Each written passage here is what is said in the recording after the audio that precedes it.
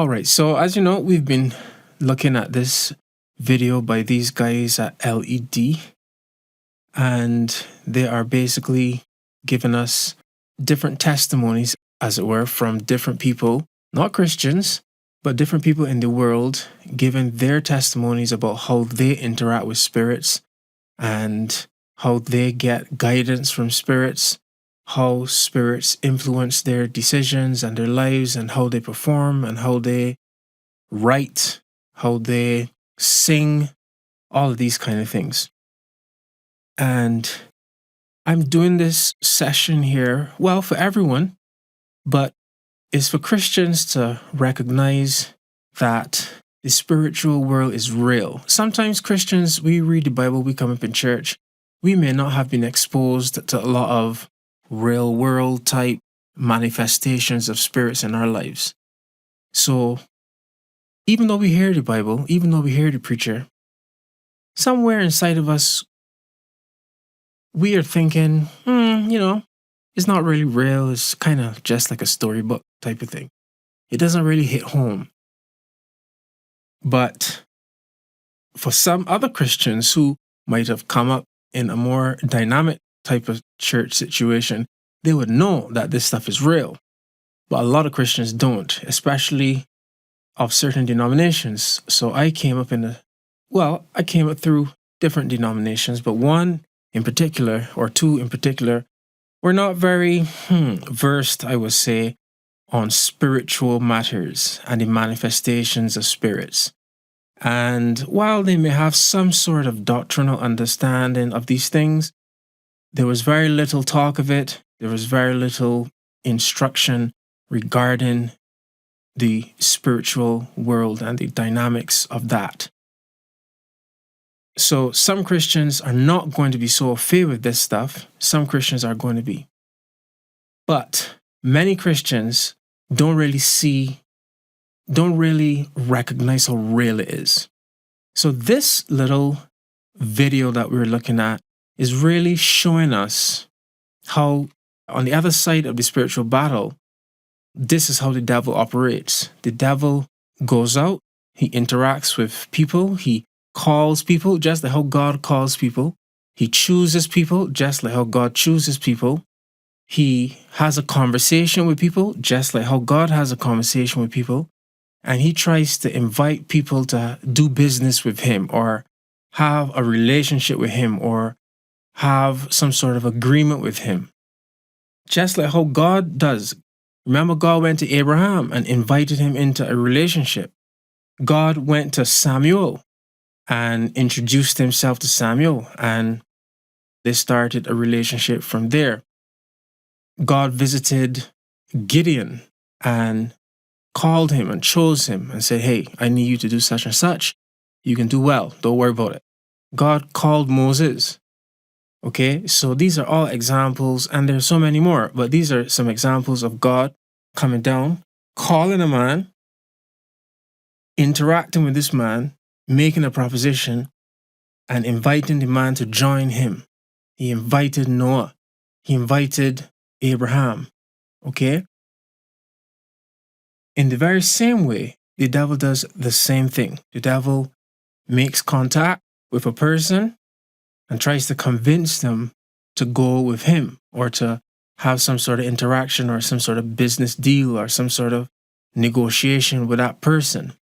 And this little video that we're looking at here is just showing us specific cases of well-known popular people by their own testimony that they were approached or that they invited. Okay, so some people said that they were approached by a witch. One of the guys last week, the guy that played Wolverine, he said that some lady approached him, some sort of witch, and she told him what to do. One of the other people said that the spirit of some lady came and spoke to her. And then we had other testimonies of some of the people saying they went out looking for the spirits and invited them, asked them to help them to write or help them to perform or help them to get the essence or the spirit of the thing that they were trying to do. So sometimes the devil approaches, sometimes these people actually invite the devil in. But it's all, they're saying it themselves in full color television. In some cases, we have their writings, and in some cases, like in the case of Beyonce, she's right there telling you exactly what happens. Okay? So Christians believe in the spirit world. There are some people that also believe in the spirit world that are not Christians and that are on the other side of the spirit world. And they know full well who Christians are. And they are against Christians because they stand with a different side. But then there are a whole set of people that don't believe in the spirit world at all. They believe it's just fairy tale. They're atheistic. They don't believe in souls or spirits. And, well, this might be something that, if you're one of those people, you may want to pay attention to this. Because I know a lot of the times people don't give any credit to Christians because they don't like the Christian message or the Christian doctrine, and they kind of write it off as folly or foolishness or fairy tales. So what I'm saying here is that this is not Christians talking though. These are people in the world who many people respect and love and adore on the screen, on the big screen. These are people that are not Christians, not speaking from a Christian perspective, yet they're confirming that there are spirits, that they do interact with them, they do approach them in some cases, and in some cases, they invite the spirits in. And those spirits actually have an effect on their physical, emotional, and spiritual lives. Not out of the mouths of Christians, out of the mouths of some very non-Christians. Right? So Mae West was definitely not a Christian in her behavior, nor is Beyonce, nor is Marilyn Monroe, for instance. These are well-known figures, popular in the world, doing what the world does, and they themselves are speaking about spirits, spiritual entities, and their interactions with spiritual entities. Anyhow, so let's jump into what this guy has to say. We can look at a few more cases, and we'll make some comments probably, and then move on from there. All right, so let's take a look at some of this. So listen to this. You guys heard of Jack Nicholson? Yes. Oh, yes. Okay. So, do you know who Shirley MacLaine is? Shirley Psychic. MacLaine is one of the actresses that was hugely involved in the New Age movement. Okay. Okay, so she's at the AFI, which is like American Film Institute award show or whatever, and they are honoring Shirley MacLaine, and she's telling where she gets her inspiration from, and she's talking about this one scene that she did with Jack Nicholson. Listen to what she says. When people ask me, who is my role model in this business, I say you, Jack. I think why you're my role model has to do with the way you relate to vanity, or the lack of it. I mean, I have to tell you, I just adore the fact that you don't care how you look. I adore how you commit to the part. You don't care about your little bald spots. You don't care about your stomach. Remember that wonderful stomach.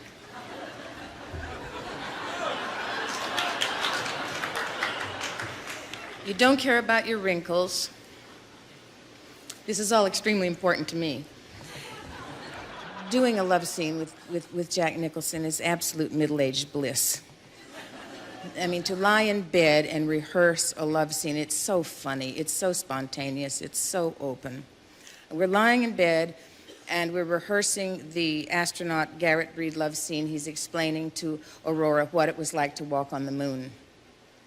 She's loving it. And then we launched into the first take, and two voices came out of you. Do you remember this? Two voices, and they were simultaneous words, but they were two levels of sound. And I looked over at you. You were amazed. I was amazed, and you said, "Well, sure, Cheryl, I'm many different people." I said, "No, Jack, you're channeling."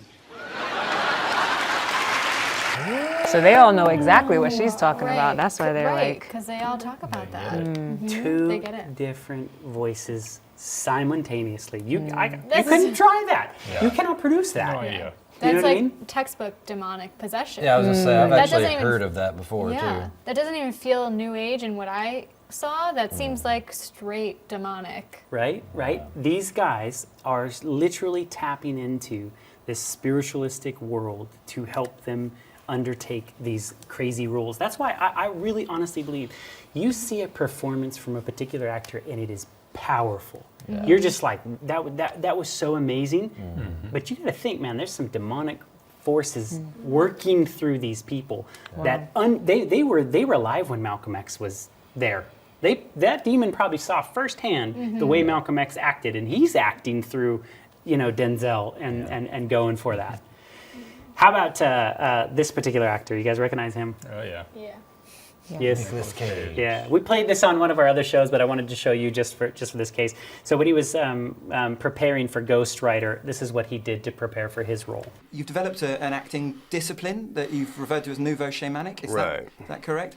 Yeah. What are the core principles? I've been told that all actors really hail from the early medicine men and the shamans in the villages pre-Christianity, where they would put on masks and act out, and really they were probably pretty crazy, but they would go in and find answers to questions.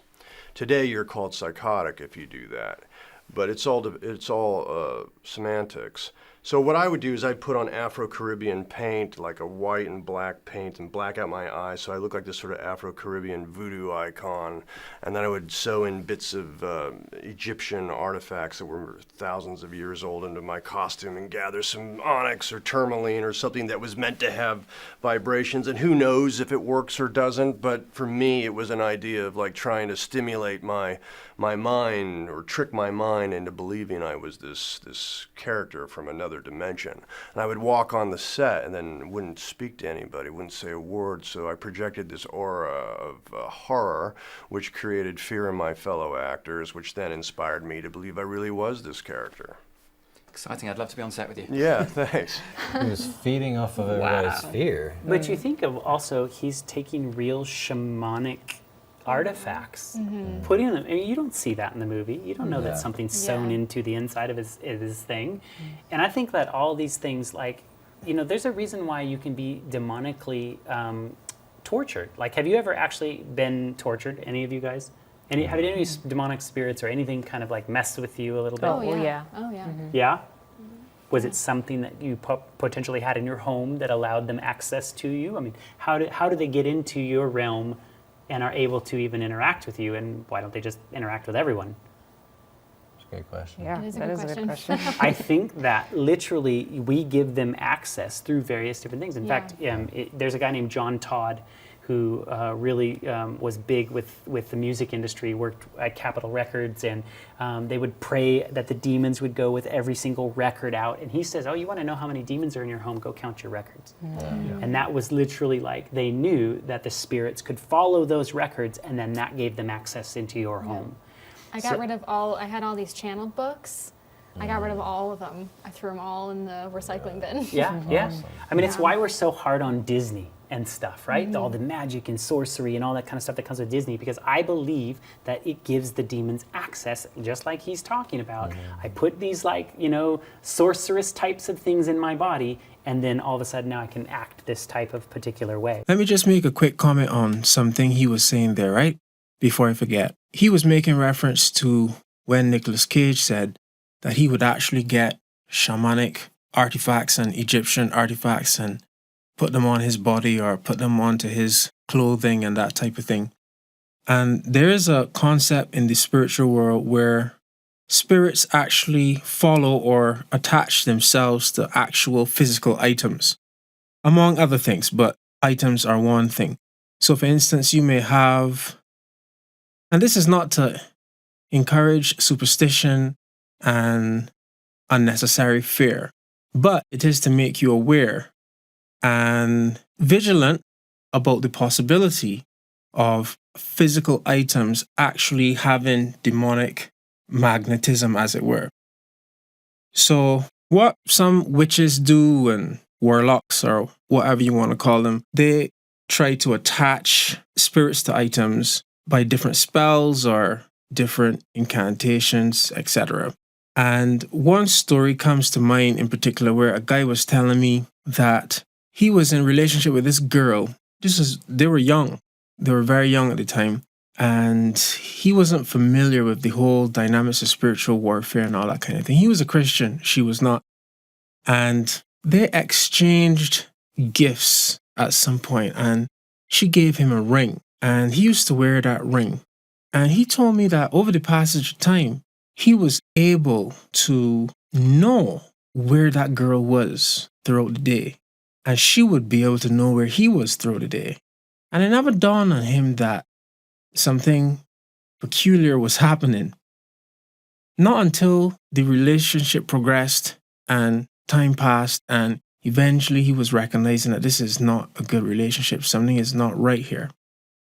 And it was only when he disposed of the ring that he felt that relief or that release from the spell. There's obviously some sort of spell. He said that when he was going to throw the ring away, he heard a voice saying, "It can't be the ring. It can't be the ring. Like, how could it be the ring?"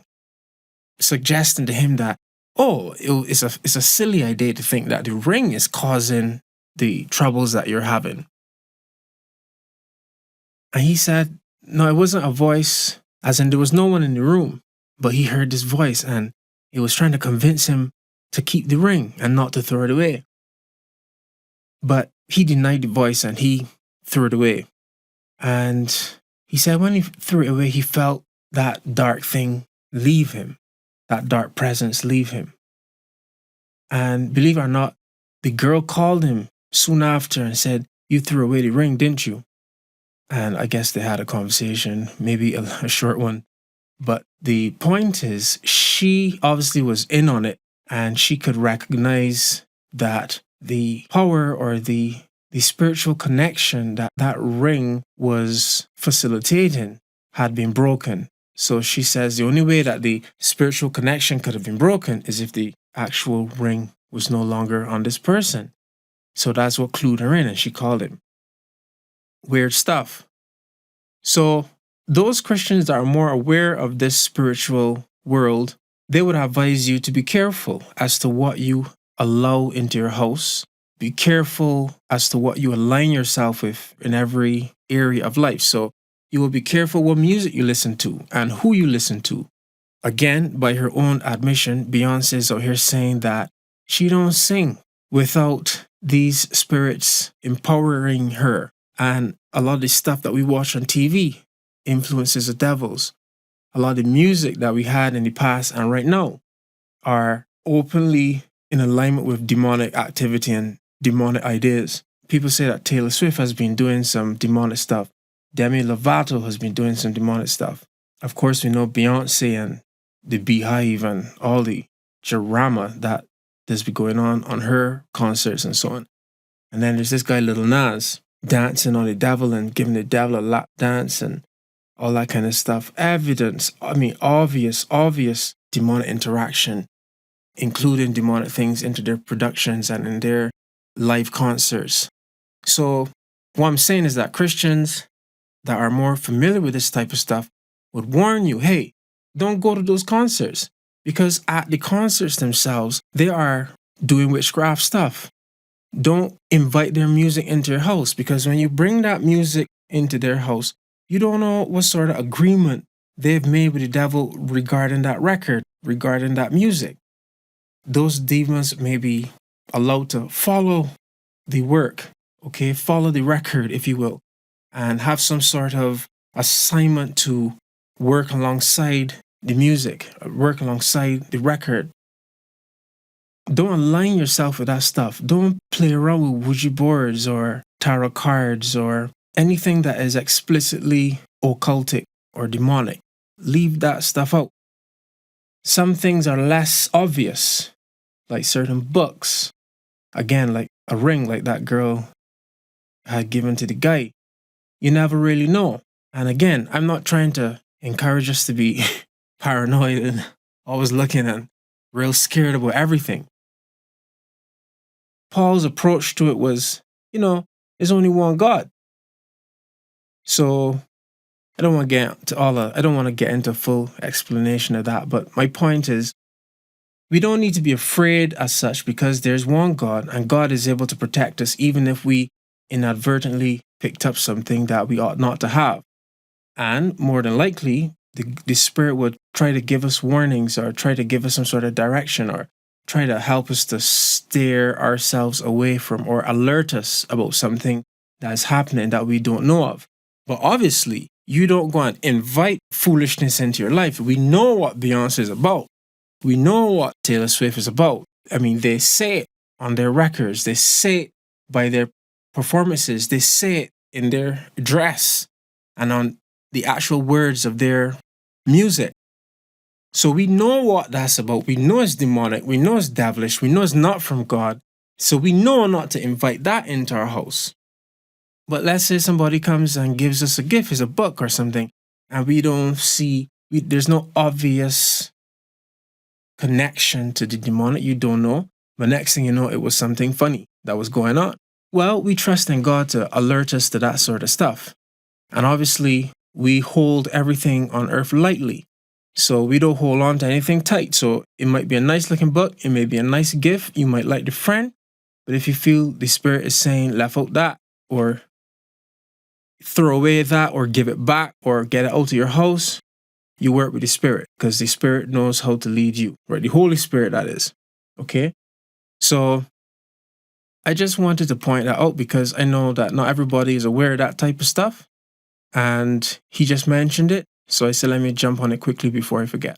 So let's go back in. All right. So you guys know Robin Williams. He often was very tortured as a comedian. You know, heard lots of things in his life. I've seen interviews with him, like talking about all these like voices that he would hear in his head. And he was asked by US Weekly, you know, what is his process? How is his acting? And he said, it's literally like possession. All of a sudden you're in and you get this energy and it starts going. And you know, later on in the article, he says, but there is also this thing, it is possession. In the olden days, you would have been burned for it, but there's something empowering about it. I mean, it's a place where you can be a Dr. Jekyll or Mr. Hyde, where you can actually become this other force. So he was explaining that acting to him was literally like having something come in, take possession over you. And, you know, we celebrate it in our world, whereas in the olden days, you'd have been burned. You ever wonder why they were burning people? I mean, I'm not for them burning people, but you ever wonder why, like what they were trying to protect society from? Yeah, you know, I mean, I think that demonic possession has always been a fearful thing. And you think of today, look, the Venom movie that comes out, right? It's like now the guy that's possessed by this crazy evil thing is like the hero? Yeah. Yeah, I think Like, they were what is this? taking Old Testament principles and you know, using them for the modern time, because you look back in the Old Testament, it's like if there's a witch among you, Yeah, throw out the can. you get stoned. Like, wow. You know, yeah. so they're just doing the modern equivalent and burning them or drowning them or. Yeah, but it's not even, I don't think they see it as a demonic spirit that they're entering. I think they see it as like a force, an energetic force of the universe that we can use freely, so it makes it feel and sound safe for other people. Excellent point, because I see that as the same deception that happens in the New Age. Right. It's the demonic world that's literally communicating with you and tinkering with you, but they give it this like, it's this energy, it's this whatever orb, and to the actor, it's just, well, it's my process of how I get involved in this. Right. I don't think some of them, I mean, maybe some of them do. I don't think some of them really understand what's happening like I didn't. Right. I didn't understand what was happening. Right, and I think that's why it is a deception. You know, if possible, the devil will try to deceive the very elect. You know, that's his method. When Leonardo DiCaprio was in a movie called Total Eclipse, the director Anisco Holland said this about Leo. Leo's like a medium. He opens his body and his mind to receive messages coming from another person's life. A totally different director, when he was in Romeo and Juliet, Baz Luhrmann, says this about Leo. With Leo, you might see 30 people come out of him in one day. Wow. And you think, like, have you seen a Leonardo DiCaprio movie? Yeah. Right? All of us And it's have. like it's such a What's spectrum. the message that that demonic world is wanting us to learn? How about Keanu Reeves? Keanu is a very complex guy with lots of demons into him. I was trying to tap into that and utilize that, says director Taylor Hackford from Devil's Advocate. Wow. Man. Openly admitting these guys have demons. Terrible movie. Do you think there's some kind of conspiracy behind Leonardo DiCaprio not getting an Oscar till recently, after all the magnificent projects he's done? I don't know.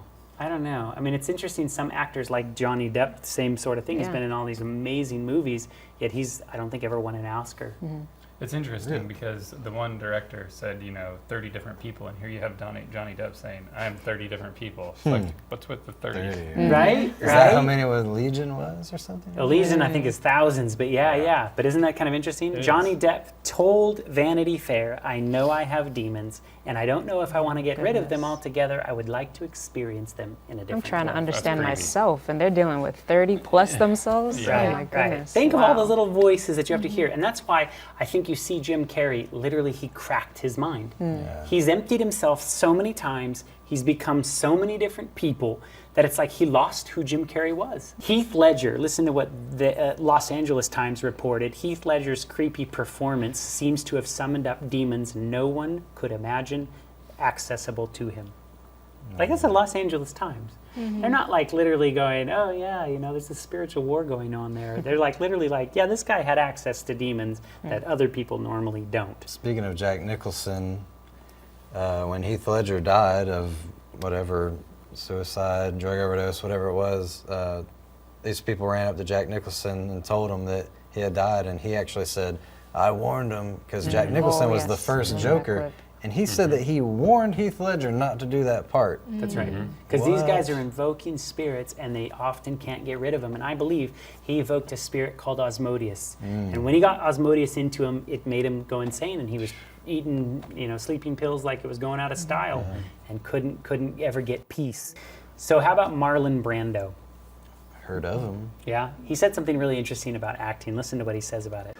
Why do you downgrade acting as a profession? Though you've said over the years it's not a fit profession for a man. People lie constantly, every day, by not saying something that they think, or saying something that they don't think, or showing something that they don't feel, or trying to give the appearance of feeling something that they don't actually. I said that, didn't I? Yeah, but that's not acting. That is acting.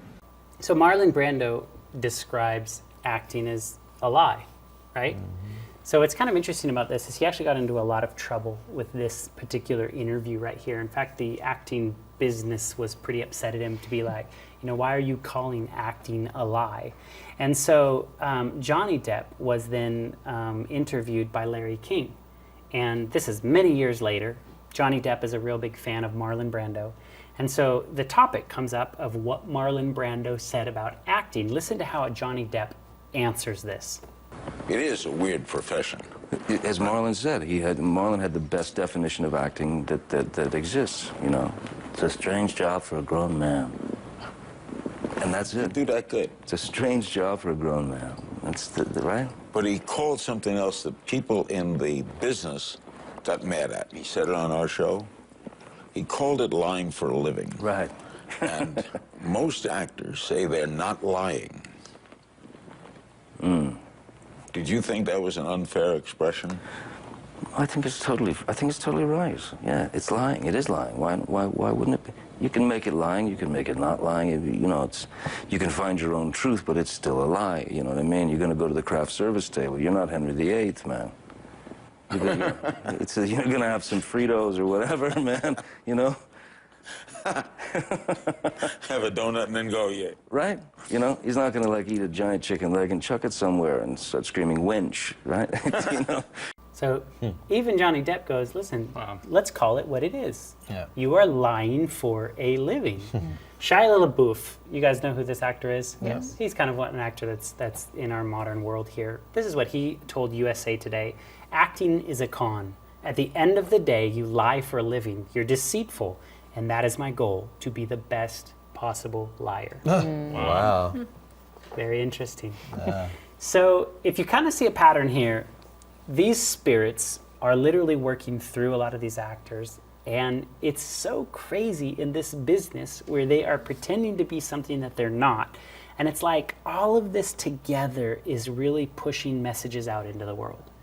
And that's where, when we analyze things like the Marvel universe or whatever, you see the spiritual world flipped upside down, because the spirits are literally wanting to give you alternate information. Yep.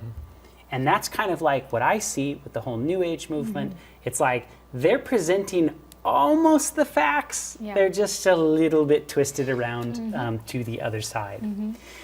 Anton LaVey, do you guys know who this is? Yes. Oh, yeah. Okay, the guy who started the Church of Satan. Listen to this quote. Television is the major mainstream infiltration for the new satanic religion.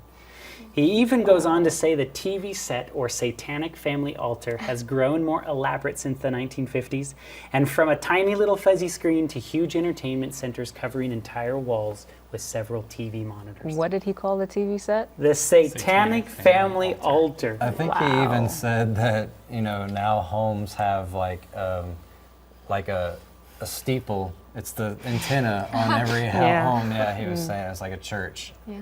Yep. So I want to end with this. We know of this place in Hollywood called Hollywood, right? And the history of it, really, it was called Hollywood Land. There was actually the word land on the end of the word. And over the years, they dropped the word land, and it was just called Hollywood. But do you know what the holly is? It comes from a plant. Comes from a plant. It's a Hollywood, right? Holly is a sacred wood that witches used to make the wands that put people to sleep. And they would make these potions, and that's what would put people to sleep. So I find it very ironic, let's just say, that the very place that is spewing all this information out to the world is literally this Holly land, that Hollywood that is literally putting people spiritually to sleep. And they hire the best liars. That's right, that's right. Well, then, even in the New Age, though, a lot of people talk about not watching television. Wow. Interesting. Because I think it puts people in a trance of sleep. Interesting. And they want people to be spiritually awake and involved in the spiritual aspects. Wow. Interesting. So that's another. Yeah, that's kind of even another complicated situation, because it's like they realize the power of it, so they don't want you to do it. That's what always kind of tripped me out about like really heavy metal bands that were vegan. You know what I mean? Like I was just like, what do you care? You're in these like really crazy environments, yet you don't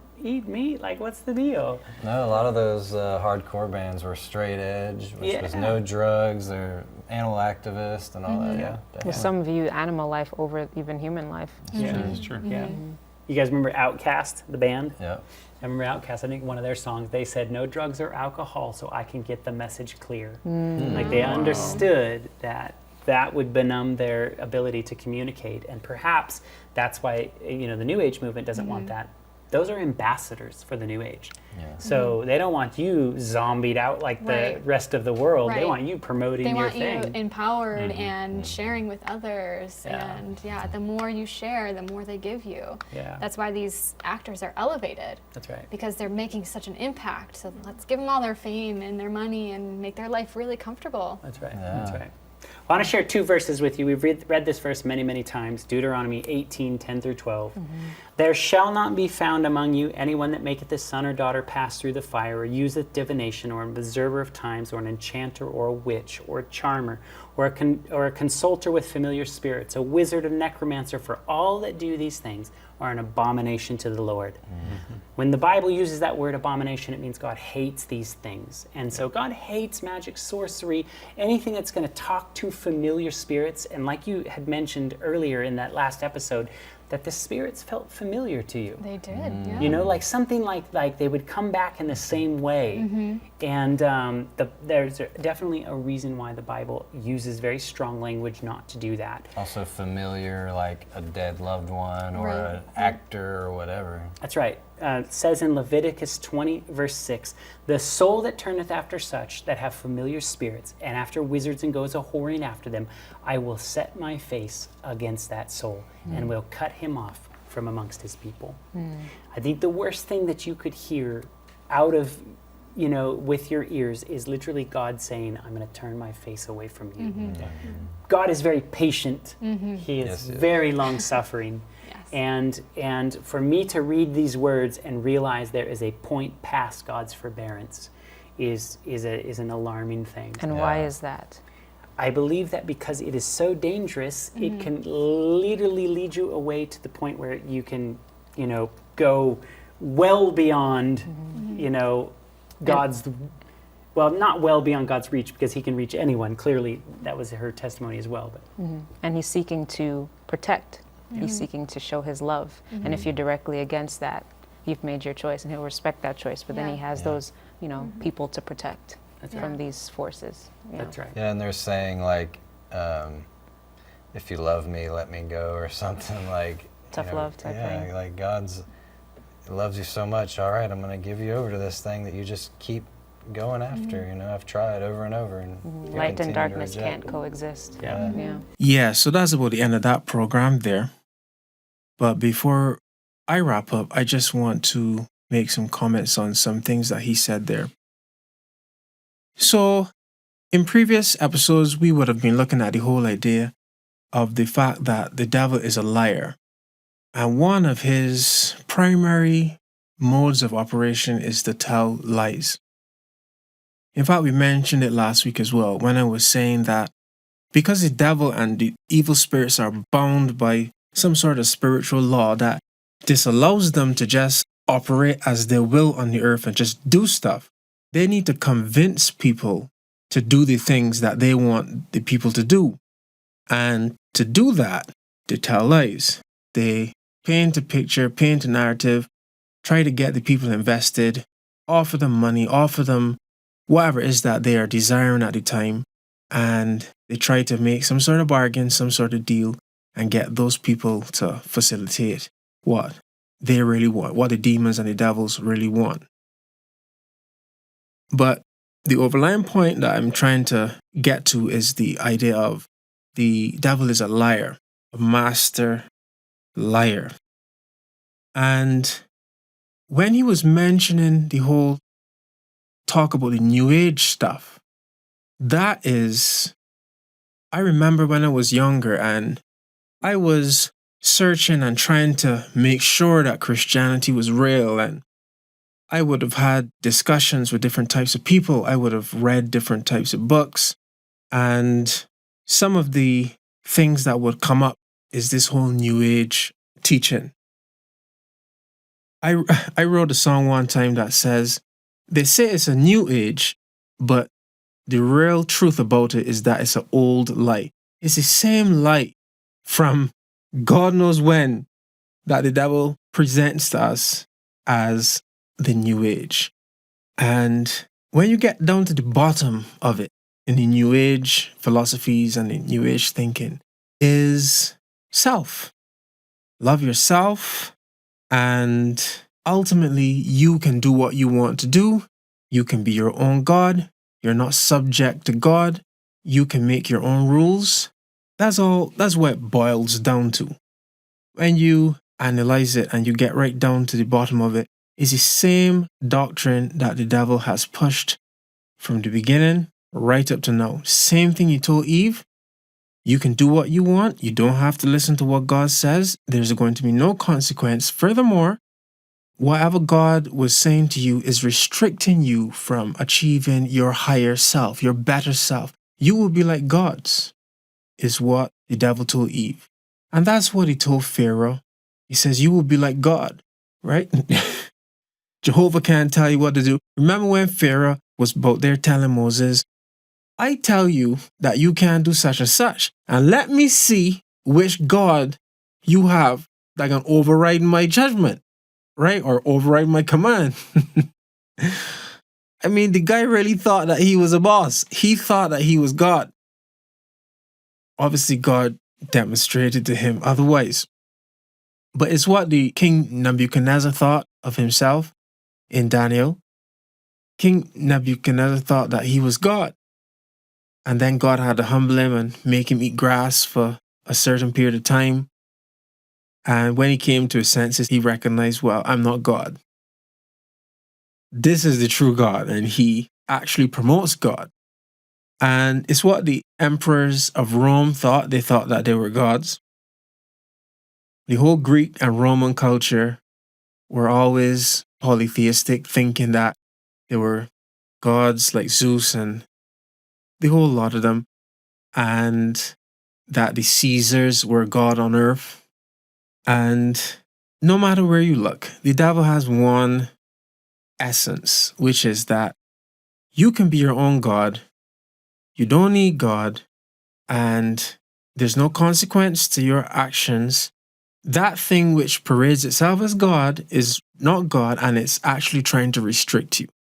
That's all the devil says. So he says it in different ways, but it's the same thing. So for some of the universalists or the New Age people, he will come and say, okay, there's no God, there's only the universe. Okay? And they got forces within the universe that you can utilize. Okay, and you can invite these things and you can meditate and you can have power. You can be a white witch, which is a same thing that he was just pointing out here. Necromancer, soothsayer, divinator, a diviner. All of these different witches, warlocks. You could be any of these things, is what the New Age doctrines would tell you. You could be these things, but you can be good. You can do good things. You can heal people. See? You can have power. And you can do good with your power. God says, leave out that divination stuff. Leave out poking around with those spirits that I am leading you away from. You deal with me, you deal with the Holy Spirit. You don't deal with these other entities that I have not introduced you to. The New Age is going to tell you, no, you open up yourself to the spirits and you speak to the spirits and you can pretty much chart your own path and you can have your own truth. And don't mind that God says not to be a necromancer and not to be a divinator and not to be a fortune teller. Don't mind that God says to stay away from that stuff. You can do it, but you can be a good one. You don't have to be a bad one. You can be a good one. You can have power and you can heal people. Healing people sound like a good thing, right? Having power sounds like a good thing. But it's the same thing you told Eve. You can be like gods. You can go up, right? You can be elevated. God is trying to restrict you. Anything that's trying to confine you or restrict your behavior, that's not good. Now, God knows us. God knows the world. God knows the spirits. God knows how the whole thing is constituted. God knows what we need to stay away from, and God knows what we need to pursue.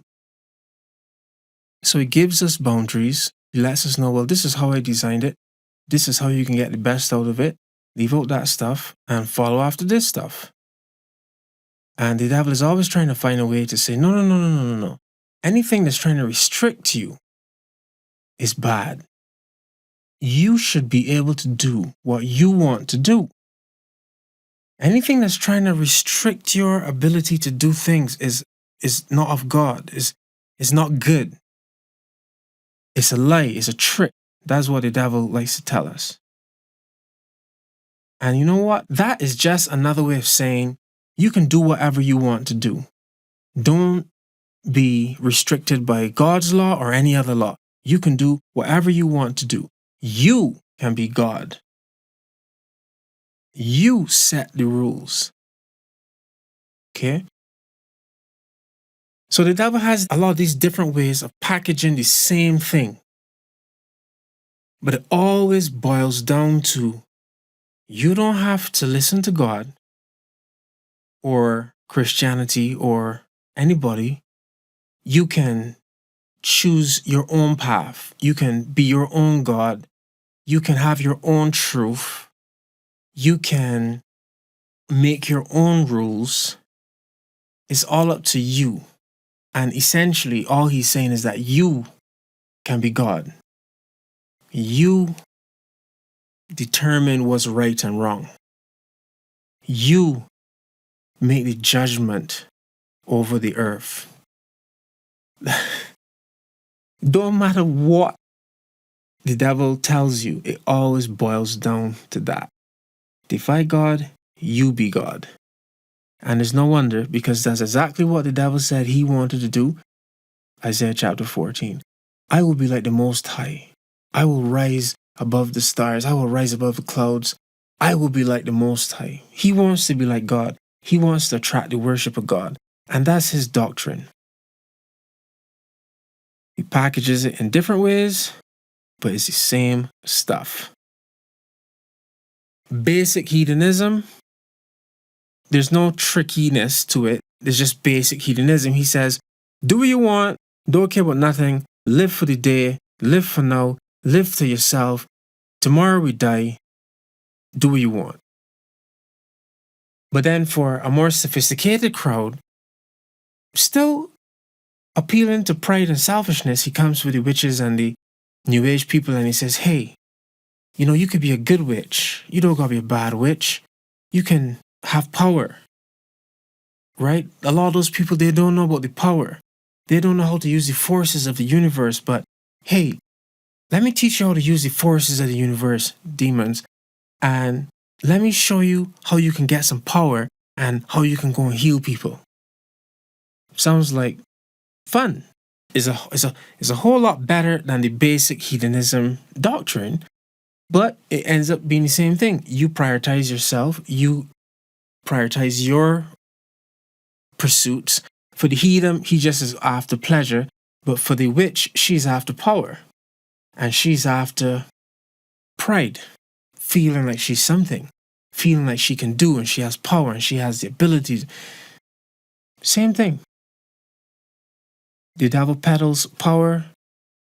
The devil peddles pleasure to one.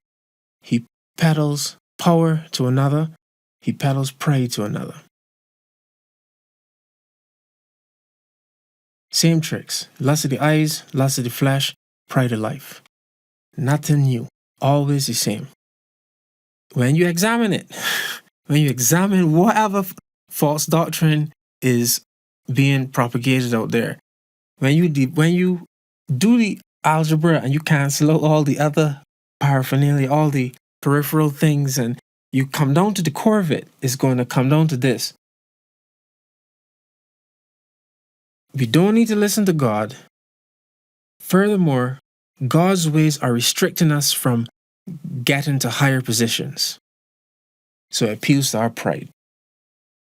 It says there's no consequence for not listening to God. Or they may say there is no God. Or they may say things like there are many ways to God. I mean, they package it so many different ways, but it's always come back down to the same thing. Not God. Not Jehovah God. That's the bottom line. Not him. Laugh at him. You can be your own God. You can do your own thing. You can make your own rules. You can override God's law. You can make your own law. You can be God. And you can let that be your pleasure. You can let that be your pride. You can let that be your power. You can let that be your money.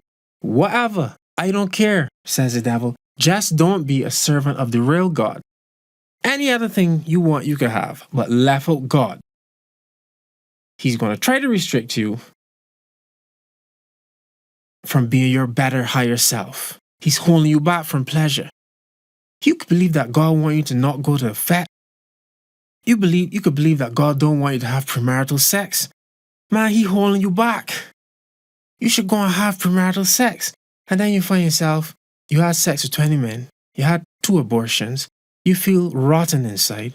You feel like you murdered your children, which you did.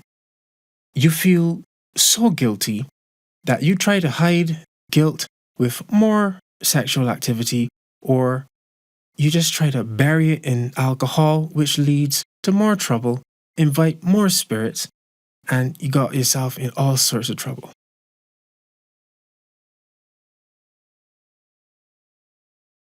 I mean, there's so many little particulars, so many little ways that this can all unfold. We don't have time to go through everything now. Of course, we can't go through everything.